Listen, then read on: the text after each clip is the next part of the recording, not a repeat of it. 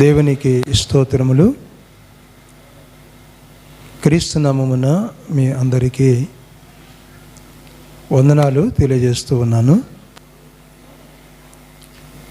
ప్రియ దేవుని బిడ్డలారా, బ్యాప్టిజాల కొరకు ప్రార్థన చేస్తూ ఉన్నాం. బ్యాప్టిజములు ఏప్రిల్ 26వ తారీఖు జరగనున్నాయి. కొందరు నాతో ఆ విషయాలు తెలియపరిచారు కనుక ఆ రీతిగా సిద్ధపడుతూ ఉన్నాం. ఇంకా ఎవరైనా ఉన్నట్లయితే నాకు తెలియపరచవలసిందిగా మనవి.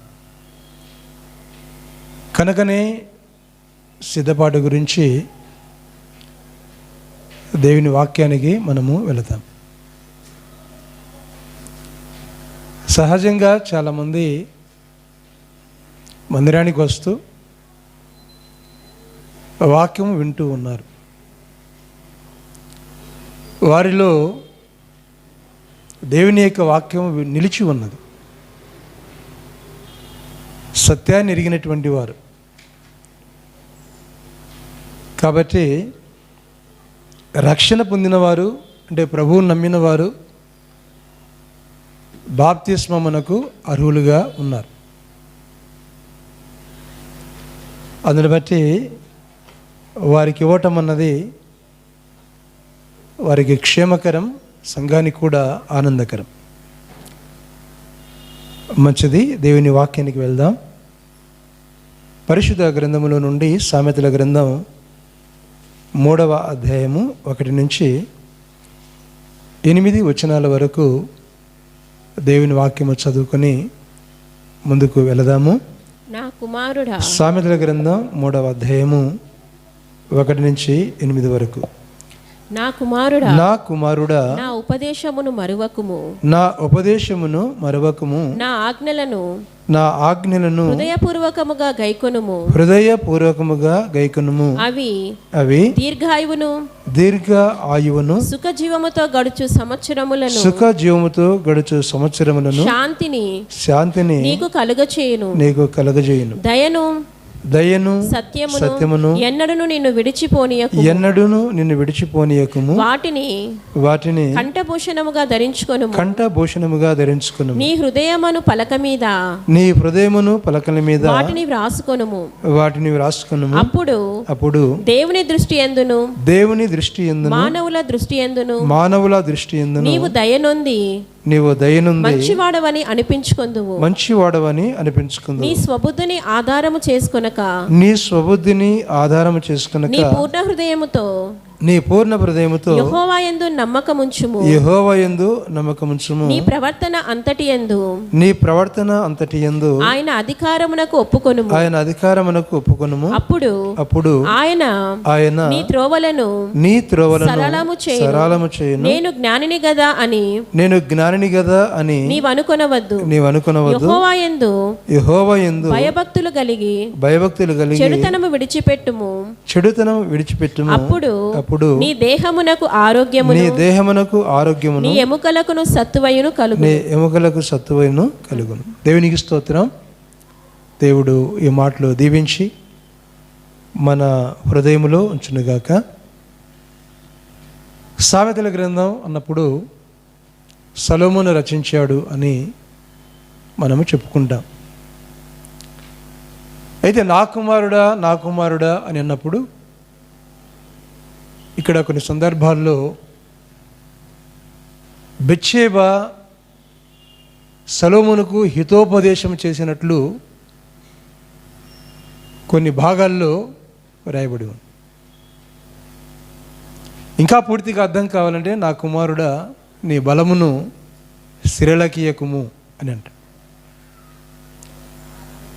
అన్నప్పుడు బెత్షెబా అంటే సొలొమోను తల్లి ఆయనకు బోధించినటువంటి క్రమాన్ని గురించి అక్కడ రాయబడినటువంటి సందర్భం మనకు కనిపిస్తుంది. ఆత్మీయంగా చెప్పాలంటే ప్రవచనాత్మకముగా పరిశుద్ధాత్మ దేవుడు లోకానికి లేకపోతే సంఘానికి ఈ విషయాలు తెలియపరుస్తున్నాడని మనకు అర్థమవుతుంది. పరిశుద్ధాత్మది ఒక వ్యక్తి ఈ లోకంలో బాగుండాలి, ఒక వ్యక్తి పరలోకము చేరాలి అని అంటే ఈ వాక్యాలు అనుసరించాలని బైబిల్ గ్రంథం సెలవిస్తుంది.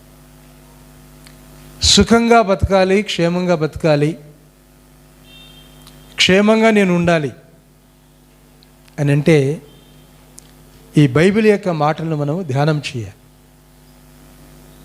ఇదే హితోపదేశం, ఇదే ప్రీచింగ్, ఇదే టీచింగ్.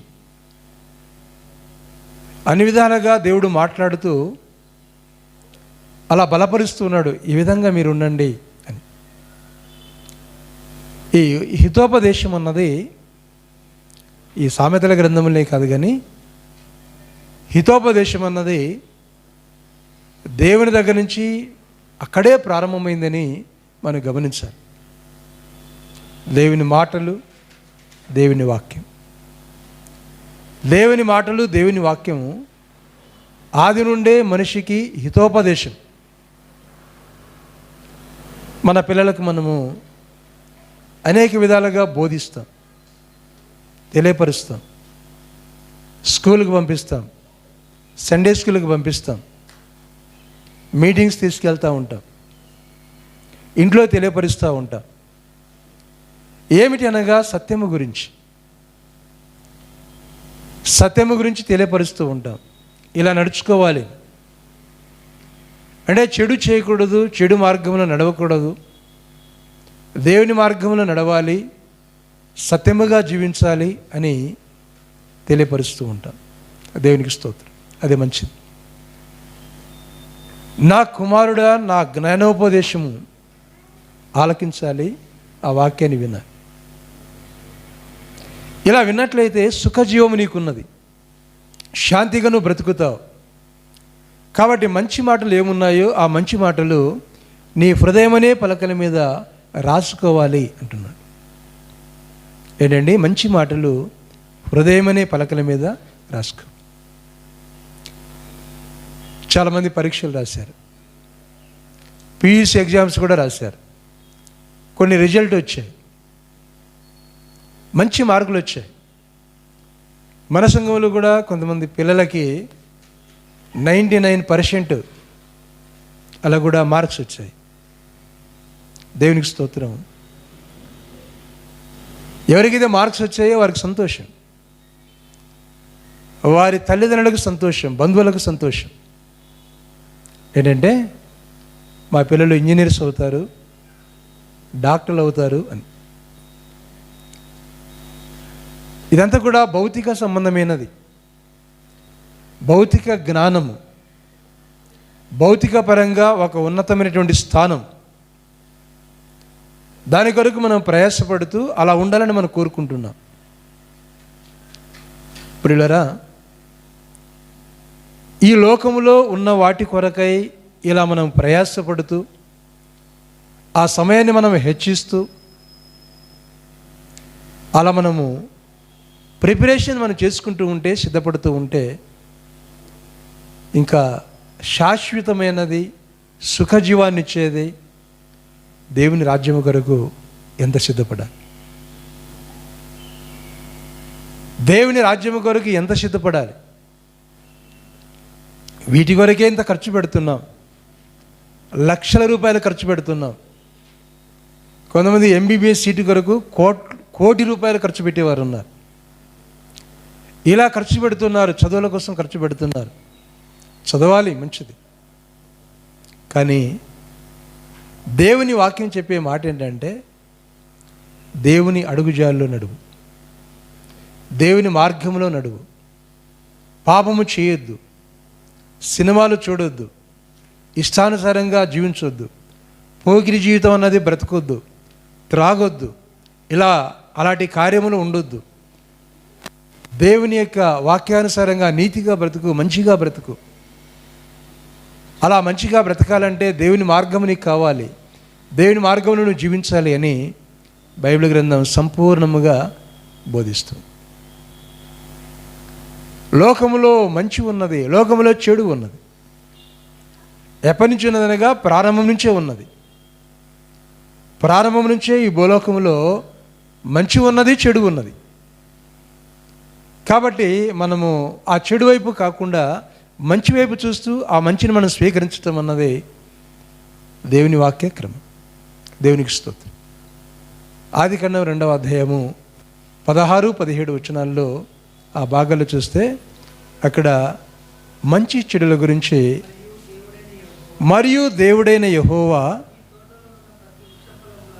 ఈ తోటలోనున్న ప్రతి వృక్ష ఫలములను నీవు నిరభ్యంతరముగా తినవచ్చును, అయితే మంచి చెడ్డలను తెలివిచ్చు వృక్ష ఫలములను తినకూడదు, నీవు వాటిని తిను దినమున నిశ్చయముగా చచ్చెదవని నరునికి ఆజ్ఞాపించు.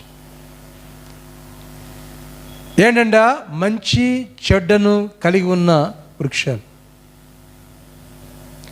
ఎప్పుడైతే నువ్వు తింటావో, when you will be eat you will be death.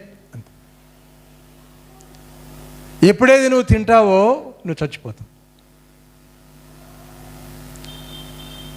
ఆది కాలములో అవ్వాదాముకు దేవుడు ఆజ్ఞాపించినది, ముఖ్యంగా ఆదాముకు తెలియపరిచినది.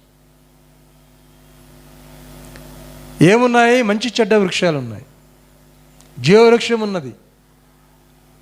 జీవవృక్షాన్ని మనం తీసుకోవాలి, జీవవృక్షాలు మనం భుజించాలి. ఈరోజు కూడా ఆత్మీయ జీవవృక్షం అన్నది దేవుని వాక్యం.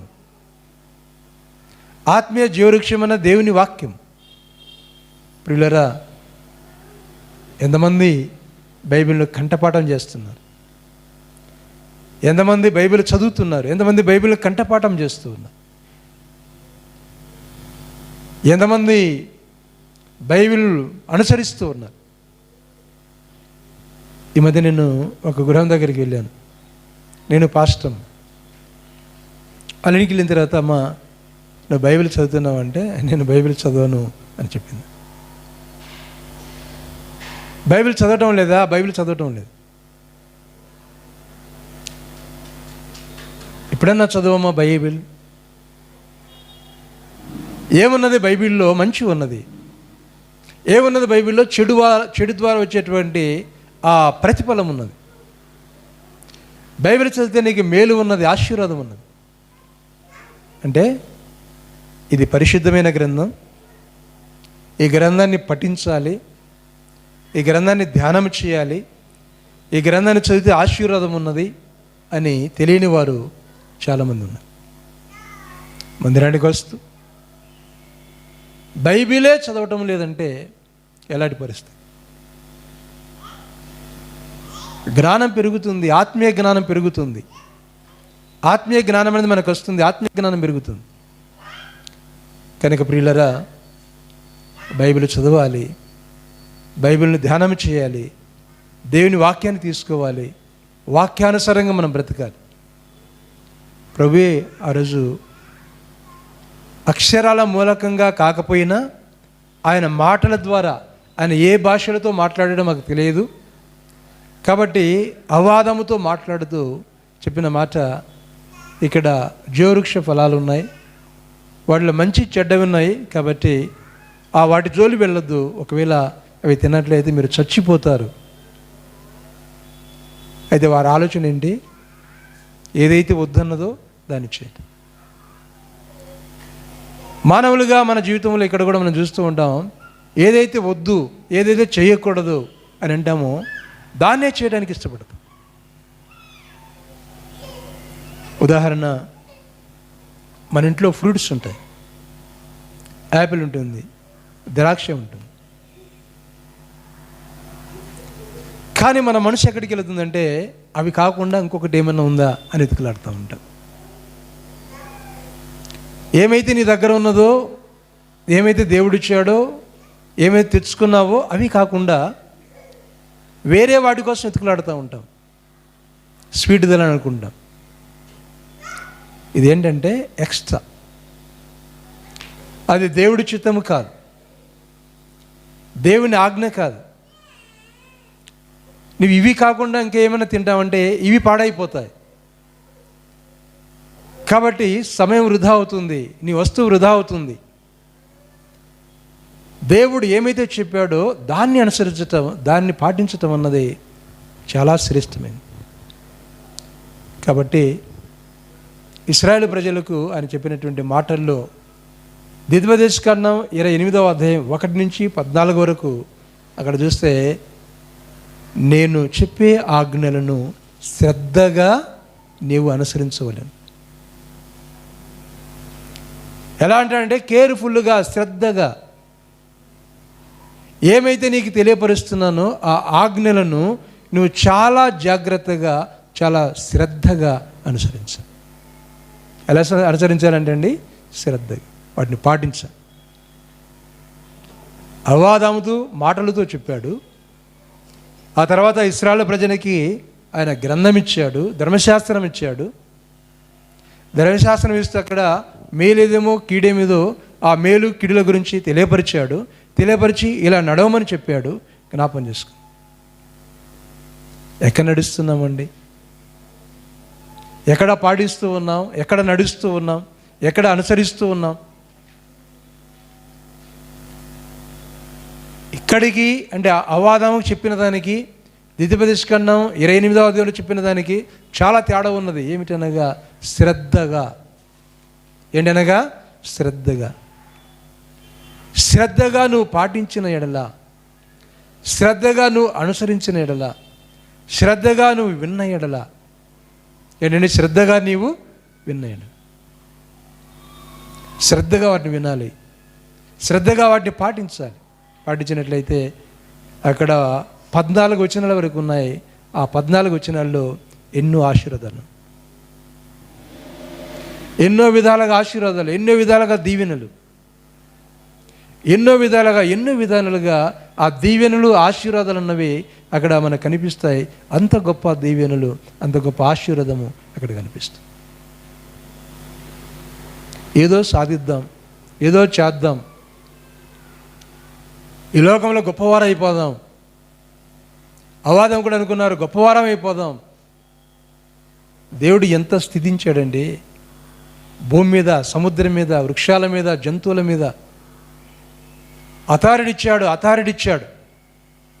ఎవరికి? ఆదాముకు అథారిటీ. ఏలమన్నాడు, వీటిని వేలు అన్నాడు. అథారిటీ ఇచ్చాడు. ప్రతిదానికి పేరు పెట్టింది ఆదామే. అంత గొప్ప బాధ్యతనిచ్చాడు దేవుడు, అంత గొప్ప అధికారం ఇచ్చాడు. అది కాదని దాన్ని త్రోసిపిచ్చి మరో విధంగా మార్గంలోకి వెళ్ళి ఆత్మీయముగా వారు చచ్చిపోయినటువంటి సందర్భాన్ని మనం చూస్తాం. ఆత్మీయంగా చచ్చిపోవటం, స్పిరిచువల్ డెత్, ఆత్మీయంగా చచ్చిపోవటం. ఎప్పుడైతే వారు అలా చేశారో ఆత్మీయంగా చచ్చిపోయారు. అందుకే దేవుడు ఆయన నోటి మాటల చేత గ్రంథాన్ని ఇచ్చి, ఈ గ్రంథం ప్రకారంగా నడుచుకోవాలి, ఈ ప్రకారం జీవించాలి అని అక్కడ అంటే ఆశీర్వాదాలు. ఆ శ్రద్ధగా మీరు అనుసరిస్తే నువ్వు లోపలికి వెళ్ళేటప్పుడు దీవించబడతావు, బయటికి వచ్చేటప్పుడు దీవించబడతావు. తర్వాత నీ యొక్క పిండి పిసుకు దీవించబడును. ఇలా మాట్లాడుతూ ఇలా నువ్వు దీవించబడతావు.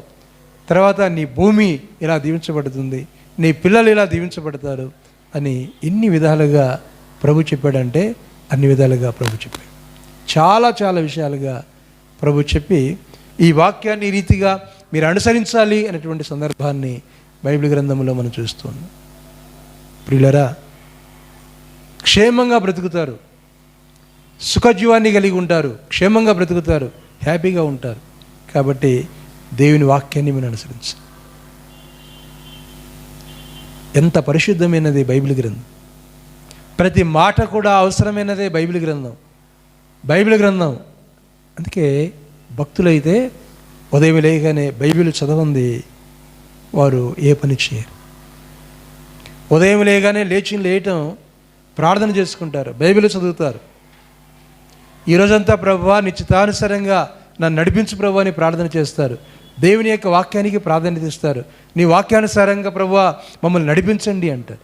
అంటే మన ఉదయకాలసం లేగానే మన దిక్సూసి ఎవరైనాగా బైబిల్ గ్రంథం. ఎన్ని మరణాలు చూస్తూ ఉన్నాం,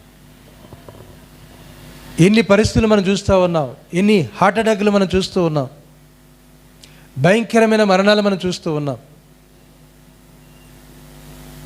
ఈ మధ్య జరిగినది మార్కాపురం దగ్గర బస్సు కాలిపోవడం, ఇంకొక బస్సు గవర్నమెంట్ తీగలు తగులుకొని కరెంటు తీగలు తగిలి కాలిపోవడం.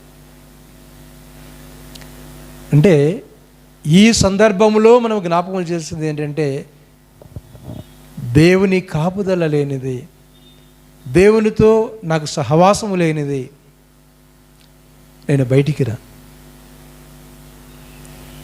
దేవుడు నాకు లేకపోతే నాకు రక్షణ లేదు. దేవుడు నాకు లేకపోతే నేను నరకానికి వెళ్ళిపోతాను. దేవుడు నాకు కావాలి, దేవుని వాక్యము నాకు కావాలి, దేవుడు నాకు కావాలి. దేవుడు నాలో ఉన్నట్లయితే, దేవుని సహవాసం నాతో ఉన్నట్లయితే నాకు ఆశీర్వాదం ఉన్నది, నిత్యరాజ్యం ఉన్నది, దేవుని యొక్క రాజ్యం ఉన్నది. ప్రియులారా, జ్ఞాపం చేసుకుందాం దేవుని మాటలను. అందుకే దావీదు మహారాజు అన్నాడు 119 కీర్తన 105వ వచనంలో, నీ వాక్యము నా పాదములకు దీపమును, నా త్రోవకు వెలుగునై ఉన్నది. ఏమిటి నీ వాక్యము? వాక్కు అనగా దేవుని వాక్కు, దేవుని నోట నుంచి వచ్చినది, దేవుని మాటలు దేవుని నోట నుంచి వచ్చినది. కాబట్టి ప్రభువా, నీ వాక్యము నా పాదములకు దీపము, నా త్రోవకు వెలుగై ఉన్నది. ఎలాంటి వెలుగండి? నువ్వు బైక్లో పోతున్నా, నువ్వు బస్సులో పోతున్నా, నువ్వు ఆటోలో పోతున్నా, నువ్వు కారులో పోతున్నా, నువ్వు ఎక్కడికి వెళుతున్నా, ఆయన సన్నిధి, ఆయన కృప ఉన్నప్పుడు, ఆయన కాపుదల ఉన్నప్పుడు చక్కగా ఆయన చేర్చగలడు. వెలుగుమయముగా ఆయన ఉంటాడు, తోడుగా ఆయన ఉంటాడు, బలపరుస్తాడు, నడిపిస్తాడు. ఆయన ఆ విధంగా బలపరిచి ఆయన నడిపిస్తాడు. జ్ఞాపం చేసుకో. ప్రభువా, నీ వాక్యము నా పాదములకు దీపమై ఉంది. వాక్యం చదువుతున్నామా? ప్రార్థన చేసుకుంటున్నామా? రక్షణ పొందామా? తీర్మానం చేసామా? లేకపోతే ఎప్పుడేమవుతుందో తెలియదు, నరకానికి వెళ్ళిపోతాం, నరకంలో పడిపోతాం, నరకానికి వెళ్ళిపోతాం. కనుకనే మనం రక్షణ పొందాలి, ప్రభువు నమ్మాలి, దేవుని మార్గంలో జీవించాలి. అది ఎంత అవసరం. ప్రియులారా, 4వ వచనం చూడండి. అప్పుడు దేవుని దృష్టి యందును మానవుల దృష్టి యందును నీవు దయనుంది మంచివాడవని అనిపించుకుందువు. నీ స్వబుద్ధిని ఆధారము చేసుకున్నాక నీ పూర్ణ హృదయంతో యెహోవా యందు నమ్మకముంచు. దేవునికి స్తోత్రం.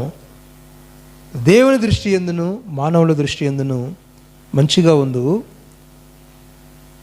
నీవు దయనుంది మంచివాడవని అనిపించుకుందువు. నీ స్వబుద్ధిని ఆధారం చేసుకొనక నీ పూర్ణ హృదయముతో యెహోవా యందు నమ్మకముంచు. నా తెలివితేటలు, నా జ్ఞానము అనే మాట మనం వదిలిపెట్టేసి, నా తెలివితేటలు, నా జ్ఞానము అనే మాట వదిలిపెట్టాను. అందుకే అన్నాడు, స్వబుద్ధిని ఆధారం చేసుకొనక, నీ సొంత బుద్ధిని ఆధారం చేసుకొనక. దేవుని దృష్టిలో, మనుషుల దృష్టిలో మంచివాడుగా ఉండాలి. ఏంటండి? దేవుని దృష్టిలో,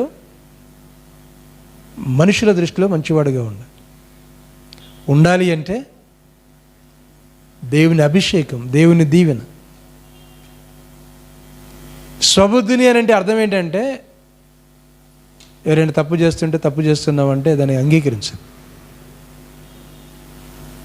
ఇది పొరపాటు అంటే దాన్ని అంగీకరించరు. అది స్వబుద్ధి. పెద్దలు ఎవరైనా హెచ్చరిక చేసినప్పుడు దాన్ని మనము లోబడాలి, అంగీకరించాలి. దేవుని వాక్యం చదివేటప్పుడు దేవుని వాక్యం మనల్ని హెచ్చరిక చేస్తుంది. ఆ వాక్యాన్ని మనము గ్రహించాలి, అర్థం చేసుకో. ప్రియులారా, ఇంతకాలం నుంచి మనం మందిరానికి వస్తూ వాక్యం మనం చదవటం లేదు అంటే, ఇంతకాలం నుంచి మనం మందిరానికి వస్తూ మనం తీర్మానం చేయటం లేదు అంటే, అవన్నీ కూడా చాలా బాధాకరం. దేవుడు నీకు సమయం ఇచ్చాడంటే గొప్ప దీవెనగా నువ్వు భావించాలని దేవుని వాక్యం సెలవిస్తుంది. ఎందుకంటే ప్రియులారా, మనము మన సొత్తు కాదు. ఏంటండి, మనం మన సొత్తు కాదు. 1 కొరింథీ 6:19-20 ఆ భాగంలో చూస్తే పౌలు గారు చెప్తున్నటువంటి మాట మనకు అర్థమవుతుంది. చూడండి, నీ దేహము దేవుని వలన నీకు అనుగ్రహింపబడి మీలోనున్న పరిశుద్ధాత్మకు ఆలయమై ఉన్నారని మీరు ఎరుగరా? మీరు మీ సొత్తు కాదు, విలువపెట్టి కొనబడిన వారు గనుక మీ దేహముతో దేవుని మహిమపరచండి. ఈ దేహాన్ని ఇచ్చినది ఆయన అల్లరితో కూడిన ఆటపాటలకు కాదు. ఈ దేహాన్ని ఇచ్చినది ఆయన జారత్వానికి కాదు. ఈ దేహాన్ని ఇచ్చినది ఆయన పాపము చేయడానికి కాదు. ఈ దేహాన్ని ఇచ్చినది ఆయన అబద్ధాలు ఆడడానికి కాదు. ఈ దేహాన్ని ఇచ్చినది ఆయన మోసాలు చేయడానికి కాదు. మోసాలు చేయడానికి కాదు. మోసాలు చేస్తారు లోకస్తులు, అబద్ధాలు ఆడతారు లోకస్తులు, తప్పులు చేస్తారు లోకస్తులు. ఇలా మనం చూస్తూ ఉన్నాం. కానీ బైబిల్ ఏం సెలవిస్తూ ఉంది? నీ దేహము దేవుని వలన నీకు అనుగ్రహింపబడి ఉంది. నీవు నీ సొత్తు కాదు. మానవుని జీవితంలో 2 పుట్టుకలు ఉన్నాయి. 2 విధాలైనటువంటి అధికారాలు ఉన్నాయి. 2 పుట్టుకలు అంటే, మొదటిది మనం తల్లిదండ్రులకు జన్మించటం, రెండవదిగా దేవునిలో జన్మించడం. ఒకటి శారీరకంగా జన్మ, రెండవది ఆత్మీయంగా జన్మ. శారీరక జన్మ అంటే మనకు తల్లిదండ్రులు ఉన్నారు, ఆ జన్మరీతిగా మనము అలా పుట్టాం. అది మాత్రాన దేవుని కుమారులు కాదు, ఆత్మీయ కుమారులు కాదు. ఎప్పుడు ఆత్మీయ కుమారులు అంటే ఎప్పుడైతే ప్రభువుని అంగీకరిస్తామో, ఎప్పుడైతే మారు మనసు పొందుతామో, ఎప్పుడైతే బ్యాప్టిజం తీసుకుంటామో, అలా ఉన్నప్పుడు మనం ఏమయ్యామండి? ఆయన కుమారులము, ఆయన కుమార్తెలము అయ్యాం. ఇంకా రక్షణ పొందలేదా? ఇంకా బ్యాప్టిజం తీసుకోలేదా? ఆయన కుమారులం కాదు, ఆయన బిడ్డలం కాదు, ఆయన కుమారులం కాదు. గమనించండి, ఆయన బిడ్డలం, ఆయన కుమారులం కాదు. ఎప్పుడైతే ఈ కార్యాలు మనం చేస్తామో, తీర్మానం చేస్తామో, దేవుని బిడ్డలమవుతామో, ఎప్పుడైతే రక్షణ పొంది బ్యాప్టిజం తీసుకుంటామో, అప్పుడు మనం దేవుని బిడ్డలం అవుతాం. లేకపోతే ఆయన బిడ్డలు మనం కానే కాదు. గమనించండి, కానే కాదు, ఆయన బిడ్డలు మనం కాదు. రక్షణ, మారు మనసు అన్న అనుభవం. నీ స్వబుద్ధిని ఆధారం చేసుకోవద్దు. అంటే దేవుని దగ్గరికి రావాలి, దేవుని మాటలు వినాలి, ఆయన వెంబడించాలి అని దేవుని వాక్యం సెలవిస్తూ ఉంది. చూడండి, నీ పూర్ణ హృదయముతో యెహోవా యందు నమ్మిక ఉంచుము, నీ ప్రవర్తన అంతటి యందు ఆయన అధికారమునకు ఒప్పుకొను. దేవునికి స్తోత్రం. ఎవరి అధికారంకు ఒప్పుకోవాలంట? ఆయన అధికారమును. బత్షెబ మాట్లాడుతుందా? పరిశుద్ధాత్మదేవుడు మాట్లాడుతూ ఉన్నాడు. పాపం చేసేవారితో మాట్లాడుతూ ఉన్నాడు. దేవుని అధికారం కిందికి నువ్వు రావాలి, దేవునికి నువ్వు అప్పచెప్పుకోవాలి. దేవుని సొత్తు నువ్వు దేవునికి అప్పచెప్పుకోవాలి, నీ సొత్తు నువ్వు కాదు, ఆయన అధికారం కింద. బైబిల్లో బాలుడైనంత వరకు స్వతంత్రుడు కాదు, అనగా తండ్రి దగ్గర స్వతంత్రుడు కాదు, వయసు వచ్చిన తర్వాత స్వతంత్రుడని బైబిల్ యొక్క వాక్యం సెలవిస్తాం. ప్రియులారా, దేవుని అధికారం కిందకి మనం వెళ్ళిపోవాలి, దేవుని బిడ్డలుగా మనం వెళ్ళిపోవాలి, ఆయన కుమార్తెలం, ఆయన కుమారులం కావాలి. అలా ఉన్నవారు ప్రతిదీ ప్రార్థన చేసుకుంటారు. దేవుణ్ణి అడగంది బయటికి రారు, ప్రార్థన చేయింది బయటికి రారు. ప్రార్థన చేసుకొని ఆయన ఆలోచన ఇచ్చి ఆయన నడిపించినప్పుడు ఆ రీతిగానే బయటికి వస్తారు. అంటే ప్రతి విషయంలో లేయటము ప్రార్థనతో లేస్తారు, పండుకోవడం కూడా ప్రార్థనతే ముగిస్తారు. ఆయన అధికారం కింద ఉన్నటువంటి వారు ఆ విధంగా చేస్తారు. ఆయన సొత్తుగా ఉన్నటువంటి ఆ విధంగా చేస్తారు. ఆయన సొత్తుగా ఉన్నటువంటి వారు ఆ విధంగా చేస్తారు. ఆయన అధికారానికి లోబడ్డ ఎందరూ తనను అంగీకరించెదరో వారందరూ తన పిల్లలు అగుటకు ఆయన అధికారము అనుగ్రహించి. యోహాను సువార్త 1వ అధ్యాయంలో చూస్తున్నాం, 5వ అధ్యాయంలో అక్కడ మనం చూస్తాం. అంటే ఎవరైతే తనను అంగీకరిస్తున్నారో, ప్రభువుని అంగీకరించినటువంటి వారు ఆయన పిల్లలు అని దేవుని యొక్క వాక్యము సెలవిస్తుంది. ఎవరనగా ఆయన పిల్లలు, ఆయన అంగీకరించినటువంటి వారు, అంటే ఆయన మాట విని ఆయన వాక్యాన్ని అనుసరించి ఉన్నటువంటి వారు ఆయన పిల్లలు. దేవునికి స్తోత్రం. ప్రియులరా, ఆ విధంగా ప్రభువును అంగీకరించటం, దేవుని యొక్క అధికారాన్ని మనం పొందటం అన్నది 5వ అధ్యాయము 25వ వచనంలో యోహాను సువార్తను మనం చూస్తాం. తర్వాత 1వ అధ్యాయంలో మనం చూస్తాం. ఆ వాక్యాన్ని మనం చూస్తూ ఉన్నాం. ప్రియులరా, ఆయన అధికారం దేవుని యొక్క అధికారం కిందికి మనం రావటం. దేవునికి స్తోత్రం. గమనించండి, మంచిది. ఆ తర్వాత మనం చూసినట్లయితే, నీ ప్రవర్తన అంతటి మీద ఆయనకు అధికారమునకు ఒప్పుకొనుము, అప్పుడు ఆయన నీ త్రోవలను సరళము చేయను. నేను జ్ఞానిని కదా నేను అనుకొనవద్దు, యెహోవా యందు భయభక్తులు కలిగి చెడుతనం విడిచిపెట్టుము, అప్పుడు నీ దేహమునకు ఆరోగ్యమును నీ ఎముకలకును సత్తుయ్యను కలుగు. నీ దేహానికి ఏం కలుగుతుందంటే ఆరోగ్యం కలుగుతుంది, నీ ఎముకలకి ఏమవుతుందంట సత్తు వస్తుంది. ఆయన అధికారం కిందికి మనం వచ్చినప్పుడు, ఆయనకు లోబడినప్పుడు, ఆయన మాట విన్నప్పుడు ఈ పవర్ అన్నది వస్తూ ఉంది. దేవునికి స్తోత్రం. అంటే నీకు ఆరోగ్యం కలుగుతుంది, నీ ఎముకలకు సత్తు వస్తుంది. చూడండి, ఆరోగ్యం కలుగుతుంది, సత్తు వస్తుంది. ఎలా? దేవుని మాటలు. ఏ విధంగా దేవుని మాటలు? ఎలా ఆయన కుమారులం అవుతాం? ఎలా ఆయన అధికారం కిందికి వస్తాం? దేవుని రాకడ దినాల్లో ఉన్నామండి. ఏమవుతుందో తెలియదు. అంతే దినాన జరిగేటువంటి పరిస్థితులు అంటే లోకంలో ప్రేమ కనుగొందుమా, విశ్వాసము కనుగొందుమా అన్న రీతి. బ్యాప్టిజం తీసుకుంటే యెషీ హోదా కోల్పోతారు అని అంటారు. ఎందుకు వస్తున్నాయి? ఇవన్నీ జరుగుతూ ఉన్నాయి. యెషీ కోసమైనా బ్యాప్టిజం తీసుకోకుండా ఉండేవాళ్ళు ఉంటారు. చూడండి, యెషీ కోసమైనా అలాంటి వారు ఉన్నారు. ఇప్పుడు ఏముంటుంది? తీర్పు ఏమొచ్చింది? ఆ తీర్పు 1950 సంవత్సరంలోనే రాజ్యాంగ ప్రకారం కాకుండా వాళ్ళు బ్రాహ్మణులుగా ఒక అధికారంలో ఉండి, నెహ్రూ కానీ ఆ తర్వాత అక్కడ ఉన్నటువంటి మినిస్టర్స్ కొంతమంది అధికారంలో ఉండి దాన్ని తిప్పేసి 1950 సంవత్సరంలో ఏం చేశారండి, ఎవరైనా ప్రభువుని ఎరిగినటువంటి యెషీ వాళ్ళు ఉన్నట్లయితే వారు ప్రభువుని ఎరిగితే ఏమవుతుందంట? యెషీ హోదా కోల్పోతారు. 1950 తీర్పు అది. రాజ్యాంగం కాదు. రాజ్యాంగం 25వ ఆర్టికల్ ఏముంది? అక్కడ ఎవరైనా ఏ మతాన్నైనా స్వీకరించవచ్చు. ప్రెసిడెన్షియల్ రూల్స్ తీసుకుని వచ్చారు. మనం ఒక పాస్టర్ ద్వారా ఇదంతా మళ్ళా రగడ జరుగుతాం. ఆయన కోర్టుకి వెళ్ళడం, హైకోర్టుకి వెళ్ళడం, సుప్రీంకోర్టుకి వెళ్ళడం.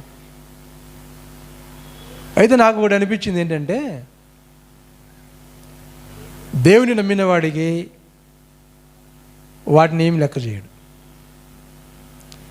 దేవుని రాజ్యాన్ని చూచేవారు, దేవుని నమ్మేవారు, దేవుని నమ్ముకున్నవారు వీటినేమి లెక్క చేయడు. వాళ్ళు వీటిని లెక్క చేయడు. ఆశీర్వదించే దేవుడు, బలపరిచే దేవుడు, సహాయం చేసే దేవుడు. ఇలాంటి పరిస్థితుల్లో అందుకే బైబిల్ గ్రంథంలో, ఆ ప్రకటన గ్రంథంలో ఉంది కదా, ఏమున్నది అంటే ఈ ముద్ర ఉన్నవాడికే రేషన్ ఇవ్వబడుతుంది, లేకపోతే ఇచ్చేది లేదు అని. అలాంటివి వస్తూ ఉన్నాయి, అలాంటి పరిస్థితులు జరుగుతూ ఉన్నాయి. ఈ రిజర్వేషన్ అంటే ప్రభు నమ్ముకోకపోతేనే రిజర్వేషన్ అని అన్నప్పుడు ఇలాంటి పరిస్థితి. నాకు ఇంకో డౌట్ వస్తుంది, అసలు గవర్నమెంట్ ఉద్యోగాలు ఉంటే కదా ఇప్పుడు అన్నీ కూడా ప్రైవేట్ పరం చేస్తూ ఉన్నారు, గవర్నమెంట్ తీసేస్తాం. ముందు ఉద్యోగాలు ఉంటాయి కదా, ఉద్యోగాలు చేసే వాళ్ళు భయపడుతూ ఉన్నారు. ఐఏఎస్ ఆఫీసర్స్ కానీ న్యాయ వ్యవస్థలో ఉన్నటువంటి అధికారులు కానీ భయపడుతూ ఉన్నారు. ఆనాటి పరిస్థితి కాదు ఇప్పుడు. ఎలా ఏ రాజకీయ నాయకుడు వస్తే ఆ రాజకీయ ఆయన మాట వినాలి, వాడు చెప్పినప్పుడే చేయాలి. వీళ్ళు అధికారంలో ఉన్నప్పుడు రాజ్యాంగం ఎలా ఉందో రాజ్యాంగం ప్రకారం కాదు, వాళ్ళు ఏం బోధిస్తే వాళ్ళు ఏమైతే చెబుతారో అదే అదే చెప్పాలా, ఏం చెప్పాలా అదే చెప్పాలి. ప్రతి ఏరియాలో ఒక హనుమంతుడి టెంపుల్ కట్టేస్తూ ఉన్నారు. ఆకవీడులో ఏమన్నారు, అయ్యా మేమంతా ఇక్కడ ఉండేది క్రైస్తవులము, మాకెందుకు ఈ టెంపుల్ అన్నారు. అందువలన క్రైస్తవులు ఎక్కువ ఉన్నారు అక్కడ. దేవుని బిడ్డలు క్రైస్తవులు ప్రభువుని ఎరిగిన వారు ఉన్నారు. ప్రభువుని ఎరిగిన వారి దగ్గర ఆ టెంపుల్ కట్టేస్తారు. మాకెందుకయ్యా మా ప్లేస్లో, మేము నమ్ముకోలేదు కదా. అది అంత పెద్ద రాద్ధాంతం. కేసులు 55 మంది మీద కేసులు, ఇలాంటి పరిస్థితి. ఇంకా రాబోయేటువంటి కాలంలో ఏం జరుగుతుందో తెలియదు. దీన్ని బట్టి మనం అర్థం చేసుకోవాలి, ప్రభువు రాకడ దినాల్లో మనం ఉన్నాం. ఏమి జరుగుతుందో తెలియదు. నాకు వీళ్ళంతా జ్ఞాపకం వచ్చినప్పుడు ఏమనిపిస్తుందంటే, ఇలా చేస్తున్నారు కదా, రాజకీయ బలము చేత రాజకీయ కుయుక్తులు ఇలా చేస్తూ ఉన్నారు కదా. వాక్యం చెప్పిన రీతిగా యేసుప్రభు ఇప్పుడు వస్తే, యేసుప్రభు వారు ఇప్పుడు వస్తే వీళ్ళంతా ఏమైపోతారు? ఇలా బాధ పెట్టేవారు, ఇలా హింసించేవారు, ఇలా క్రైస్తవుల్ని చంపేవారు, బాధ పెట్టేవారు ఏమవుతుంది?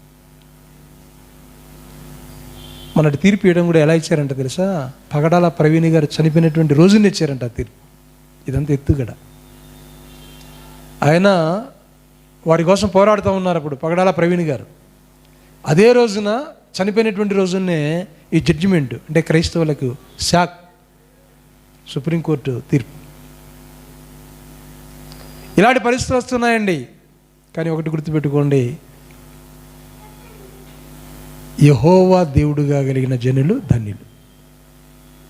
ఆయన నమ్ముకున్న వాళ్ళంతా ధన్యులు. ఇంకా దానికి మించిన ఆశీర్వాదం ఏమీ లేదు. తప్పనిసరిగా దేవుడు సాయం చేస్తాడు, తప్పనిసరిగా దీవిస్తాడు. ప్రియులారా, ఇంతకీ ఆయన అధికారం కింద ఉండటం, ఆయన నమ్ముకున్న తర్వాత మంచి ఆరోగ్యం కలగటం, ఎముకలకు సత్తువ అంటా ఉన్నాడు. అంటే నీ జీవితం ఆశీర్వాదకరంగా ఉంటుందని బైబిల్ సెలవిస్తూ ఉంది. దేవునికి స్తోత్రం. దేవుని వాక్యము ఎక్కడికి వస్తుంది? దేవుని వాక్యము నీ దగ్గరికి వస్తుంది. దేవుని బిడ్డలు ఆత్మీయంగా నడిపించబడతారు. దేవుని బిడ్డలు ఆత్మీయంగా నడిపించబడతారు. దేనికి వారు భయపడరు, ఆత్మీయంగా నడిపించబడతారు. పరిశుద్ధాత్మ దేవుడే ఆ రీతిగా నిన్ను బలపరుస్తాడు, ఆయన నిలబెడతాడు, బలపరుస్తాడు. పరిశుద్ధాత్మ దేవుడు వీళ్ళు స్టాండప్ యూ, ఆయన నిలబెడతాడు, ఆయన్ని బలపరుస్తాడు. జ్ఞాపం చేసుకుంది. అందుకే బ్యాప్టిజం తీసుకుంటే బ్యాప్టిజం సర్టిఫికెట్ కావాలి అంటారు. మందిరానికి వెళితే బ్యాప్టిజం సర్టిఫికెట్ కావాలి, వాళ్ళే వెళ్ళాలి అని అంటారు. అప్పుడు ఏం చేస్తాం? ఎప్పుడు మనం ప్రభువుని ఎరిగినట్టు అనగా, ప్రభువును ఎలా సొంత రక్షకుడిగా అంగీకరించినట్లు అనగా, ఎప్పుడైతే నువ్వు మారు మనసు పొంది బ్యాప్టిజం తీసుకుంటావో నువ్వు దేవుని బిడ్డవని సంఘం గుర్తిస్తుంది, దేవుడు నిన్ను గుర్తిస్తాడు. సంఘం గుర్తిస్తుంది, దేవుడు గుర్తిస్తాడు. ప్రియులారా, దేవుని వాక్యం అంటే ఎఫెసీయులకు రాసిన పత్రిక 1వ అధ్యాయం 13వ వచనం. ఎఫెసీయులకు రాసిన పత్రిక 1వ అధ్యాయం 13వ వచనం. అంటే రక్షణ సువార్తను వినడం, ఆ తర్వాత జరుగుతున్న కార్యక్రమాన్ని మనం చూస్తాం.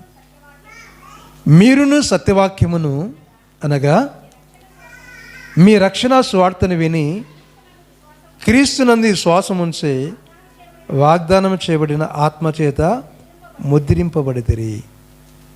ఏంటట? సత్యవాక్యమును వినటం, రక్షణ సువార్తను వినటం, తర్వాత విశ్వాసం ఉంచటం, వాగ్దానం చేయబడిన ఆత్మచేత ముద్రించబడ్డం. వాగ్దానం చేయబడిన ఆత్మచేత ముద్రించబడ్డం.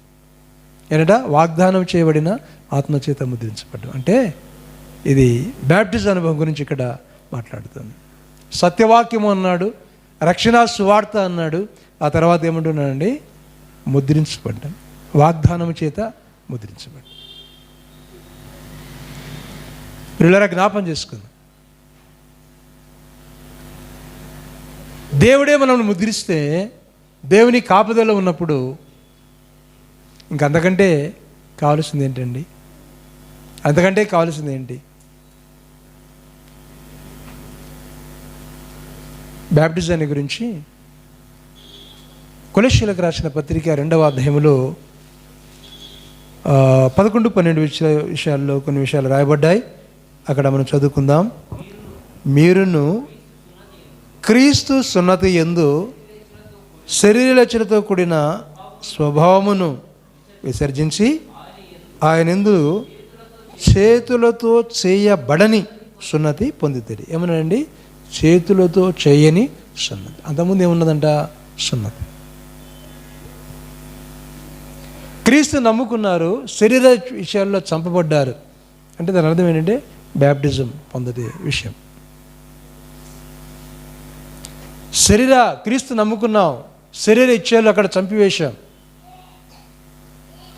సున్నతి గురించి మాట్లాడాడు అంటే అప్పుడు పాత నిబంధన గ్రంథంలో అబ్రహాముతో దేవుడు మాట్లాడేటువంటి మాట అంటే నీవు నీ సంతానము ఏం పొందాలి? సున్నతి పొందాలి.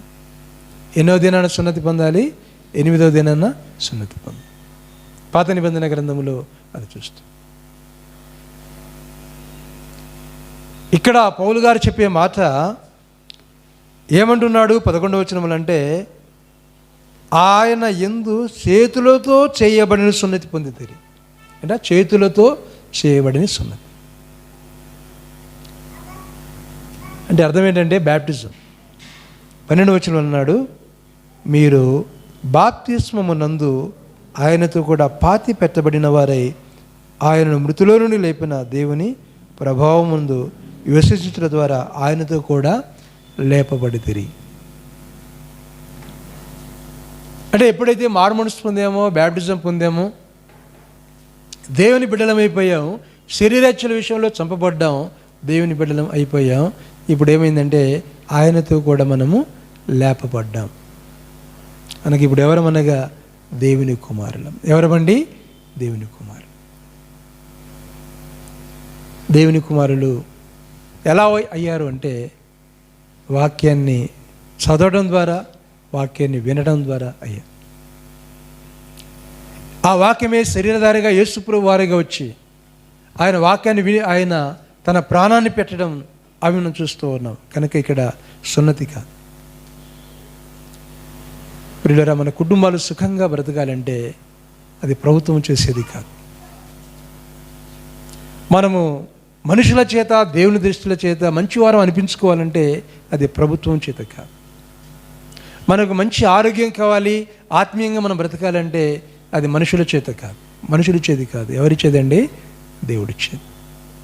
అది గుర్తుపెట్టుకోండి. ఆశీర్వాదం అన్నది పైనుంచి రావాలి. ఎక్కడి నుంచి? పరలోకమును. పరలోకము నుండి ఆశీర్వాదం రావాలి. పరలోకం నుంచి ఆశీర్వాదం అది చాలా గొప్పది. పరలోకం నుంచి వచ్చే ఆశీర్వాదం చాలా గొప్పది. జ్ఞాపం చేసుకుందాం. అందుకే మనము వాక్యాన్ని వినాలి, దాన్ని అంగీకరించాలి. బైబిల్ గ్రంథంలో రోమిలకు రాసిన పత్రిక 10వ అధ్యాయం, రోమిలకు రాసిన పత్రిక 8వ అధ్యాయం 14 వచనాల్లో ఆయన ఆత్మచేత ఎంతమంది నడిపించబడతారో ఆయన కుమారులై ఉందురు అని అంటాడు. 10వ అధ్యాయంలో ఆ వాక్యం నీ నోటిలోను నీ హృదయంలో ఉన్నది, అది మేము ప్రకటించు విశ్వాస వాక్యమే. అది నీ దగ్గరికి వస్తున్నది వాక్యం అంటే దాన్ని స్వీకరించాలి, మంచిని స్వీకరించాలి, యేసయ్యని స్వీకరించాలి. నీ కొరకు మరణించి తిరిగి లేచినటువంటి ఆయనను స్వీకరించాలి. స్వీకరించినట్లయితే నిత్య రాజ్యం ఉన్నది. ఎందుకనగా యేసుప్రభువు వారు ఎక్కడున్నాడండి? పరలోకంలో ఉన్నాడు, తండ్రి కుడిపార్శ్వమున ఉన్నాడు, విజ్ఞాపన చేస్తున్నాడు. ఆయన ఎక్కడ ఉన్నాడో అక్కడికి మనం వెళ్ళాలి. వెళ్ళాలి అంటే ఏం చేయాలండి? ప్రభువునందు విశ్వాసం ఉంచి నమ్మి బ్యాప్టిజం పొందాలి. ఒకటే మాట, నమ్మి బ్యాప్టిజం పొందువారు రక్షించబడును, నమ్మని వారికి శిక్ష విధించబడును. దేవునికి స్తుతి. మంచిది. దేవుడి మాటలు దీవించి ఆశీర్వదించను గాక. అందరూ లేయండి, లేచి మనం పాట పాడుకొని తర్వాత రెండవ భాగంలోకి మనం వెళదాం.